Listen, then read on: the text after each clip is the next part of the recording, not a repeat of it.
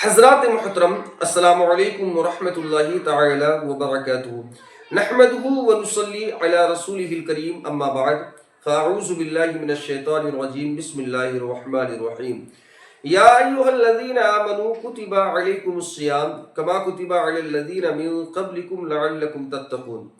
حضرات محترم، رب تبارک و تعالی نے اس آیت مبارکہ میں یہ بیان فرمایا ہے کہ اے ایمان والو، تم پر روزے فرض کیے گئے جیسے اگلوں پر فرض ہوئے تھے تاکہ تمہیں پرہیزگاری ملے۔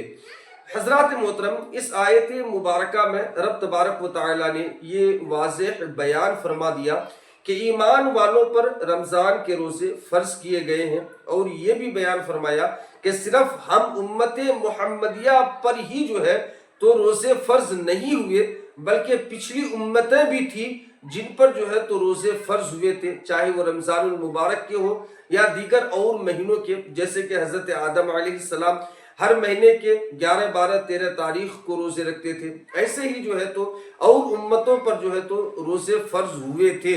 اس میں رب تبارک و تعالی نے یہ بیان فرمایا ہے، اور رب تبارک و تعالی نے یہ بھی بیان فرما دیا ہے کہ رمضان کے روزے کیوں فرض کیے گئے، لعلکم تتقون، تاکہ تمہیں پرہیزگاری ملے۔ حضرات محترم، رب تبارک و تعالی یہ نہیں چاہتا کہ ہم امت محمدیہ جہنم میں جائے، اسی لیے رب تبارک و تعالی نے ہماری پرہیزگاری کے لیے اور ہمارے نیکیوں میں اضافہ کرنے کے لیے جو ہے تو رمضان المبارک کا یہ مہینہ عطا فرمایا ہے۔ کس طرح سے کہ حضرت علی کرم اللہ تعالی وجہ الکریم ارشاد فرماتے ہیں کہ اگر رب تبارک و تعالی کو اس امت کو عذاب دینا ہوتا تو رمضان اور سورہ اخلاص رب تبارک و تعالی اس امت کو کبھی نہ دیتا۔ اس سے پتہ چلتا ہے، حضرت علی کرم اللہ تعالی وجہ الکریم نے فرمایا کہ اس سے پتہ چلتا ہے کہ رب تبارک و تعالی نہیں چاہتا کہ یہ امت جہنم میں جائے۔ حضرت ابو ہریرہ رضی اللہ تعالی عنہ سے روایت ہے کہ حضور صلی اللہ تعالی علیہ وسلم نے فرمایا کہ کسی نے اگر جان بوجھ کر کے بلا عذر شرعی ایک روزہ چھوڑ دیا تو زندگی بھر کے روزہ رکھ کر کے بھی جو ہے تو اس کا بدلہ نہیں ادا ہو سکتا۔ تو میرے پیارے آقا علیہ الصلوۃ والسلام کے پیارے دیوانوں، بلا عذر شرعی ایک روزہ چھوڑنا بھی یہ قابل قبول نہیں ہے۔ حضور صلی اللہ تعالی علیہ وسلم نے ارشاد فرمایا ہے کہ جنت کے کل 8 دروازے ہیں، ٹھیک ہے، ان میں سے ایک دروازہ ہے جن کا نام ریان ہے، اور اس میں سے وہی لوگ داخل ہوں گے۔ یہ بہت ہی حسین اور خوبصورت دروازہ ہے، اور یہ صرف جو ہے تو ان لوگوں کے لیے سجایا گیا ہے جو رمضان شریف میں روزے رکھتے ہیں۔ اس دروازے سے صرف روزے دار ہی داخل ہوں گے۔ ہمارے حضور سراپا نور صلی اللہ تعالی علیہ وآلہ وسلم نے فرمایا کہ روزہ سپر یعنی جو ہے تو روزہ ڈھال ہے، کس سے؟ جہنم سے، ہمیں جہنم میں جانے سے روکے گی۔ روزہ جہنم میں جانے کا، جہنم سے روکنے کے لیے ڈھال ہے۔ حضرت ابو ہریرہ رضی اللہ تعالی عنہ فرماتے ہیں کہ حضور صلی اللہ تعالی علیہ وسلم نے ارشاد فرمایا کہ ہر شے کی زکوٰۃ ہوتی ہے، یعنی ہر چیز کی زکوٰۃ ہوتی ہے، اور انسان کے جسم کا زکوٰۃ جو ہے تو روزہ رکھنا ہے۔ اسی لیے جو ہے جو شخص زکوٰۃ نہیں ادا کرتا ہے تو وہ رب تبارک و تعالیٰ کے عذاب کا مستحق ہوتا ہے۔ اسی لیے ہمارے جسم کا زکوٰۃ جو ہے تو ماہ رمضان کے روزے رکھنا ہے، اسی لیے اس میں کسی قسم کی کمی نہیں ہونی چاہیے۔ حضرت ابو امامہ رضی اللہ تعالی عنہ سے روایت ہے کہ رسول کریم صلی اللہ تعالی علیہ وسلم نے فرمایا، حضور صلی اللہ تعالی علیہ وسلم سے حضرت ابو امامہ رضی اللہ تعالی عنہ نے سوال کیا کہ مجھے کوئی ایسا عمل بتائیے کہ میں جس کو لازم کر لوں۔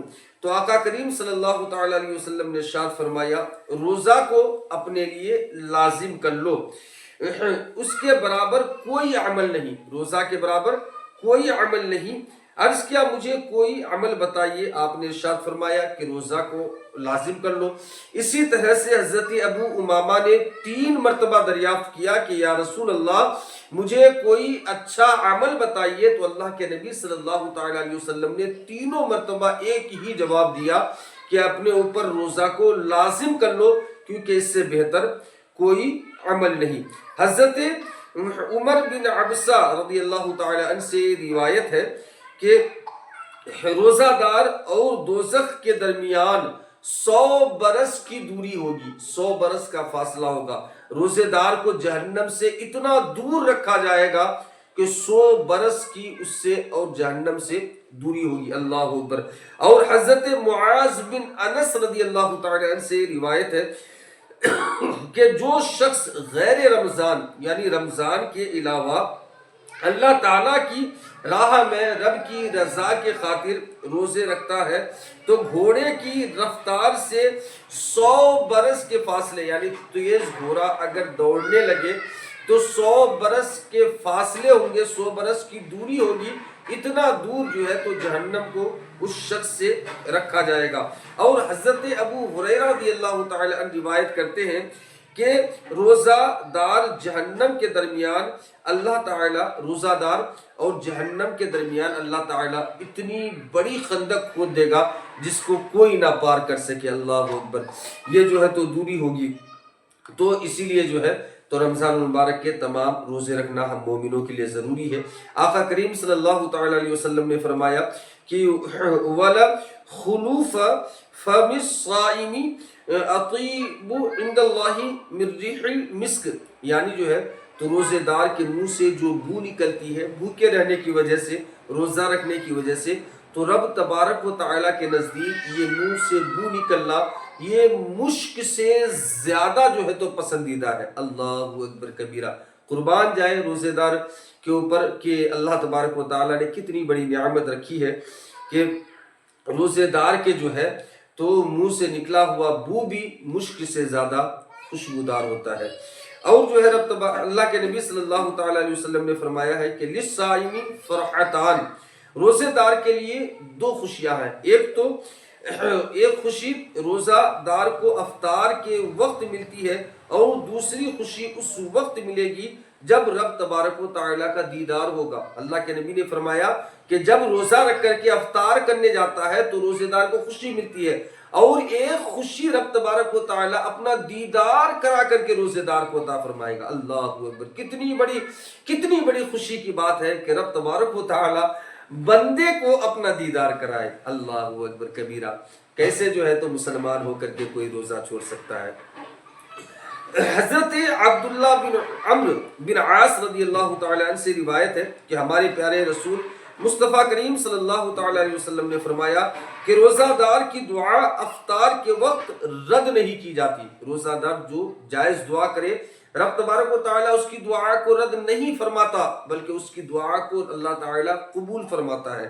اور حضرت ابو ہریرہ رضی اللہ تعالیٰ عنہ سے روایت ہے کہ آقا کریم رؤوف الرحیم صلی اللہ تعالیٰ علیہ وسلم نے ارشاد فرمایا کہ 3 شخص کی دعا رد نہیں ہوتی ہے۔ اب سنیے وہ 3 شخص کون ہیں جن کی دعا رب تبارک و تعالیٰ رد نہیں فرماتا۔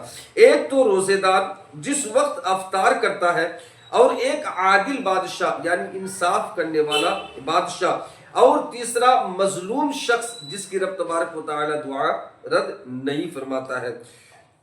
اور جو ہے تو رمضان المبارک میں روزہ رکھنے کے بے شمار فوائد و برکات ہیں۔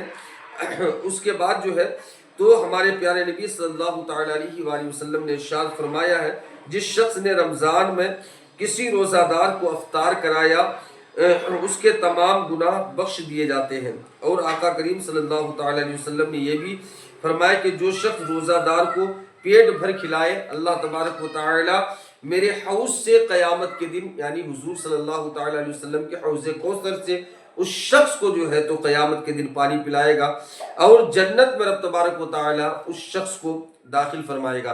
تو میرے پیارے آقا علیہ الصلوۃ والسلام کے پیارے دیوانوں، یہ ہمارے لیے بڑی ہی خوشی کی بات ہے، مسرت کی بات ہے کہ رب تبارک و تعالی نے ہمیں اس قابل سمجھا کہ ہم لوگ رمضان شریف کے مکمل روزے رکھ کر ہم پر رمضان کے روزے فرض کیے۔ ہمارا فریضہ بنتا ہے کہ ہم مسلمان ہیں تو رب تبارک و تعالیٰ کے حکم پر اپنا سر جھکائیں اور رمضان المبارک کے مکمل روزے رکھیں۔ انشاءاللہ العزیز اگر حیات باقی رہی اور زندگی نے وفا کی تو اور باتیں لے کر کے آپ حضرات کے سامنے آؤں گا۔ جب تک آپ حضرات میرے لیے افطار کے وقت ضرور دعا فرمائیں اور اپنا نام بھی کمنٹ میں ضرور لکھیں تاکہ آپ حضرات کو بھی میں اپنی دعاؤں میں افطار کے وقت یاد رکھوں۔ السلام علیکم ورحمۃ اللہ تعالی وبرکاتہ۔